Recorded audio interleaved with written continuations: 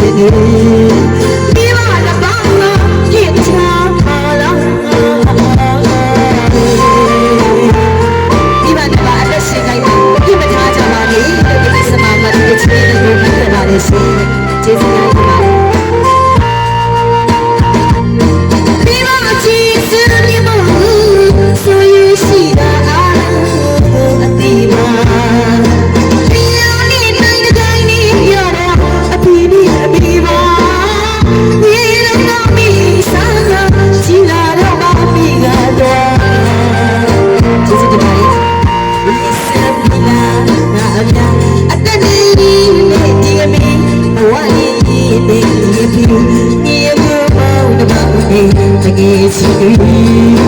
ဒီမှာတော့ဘာမှ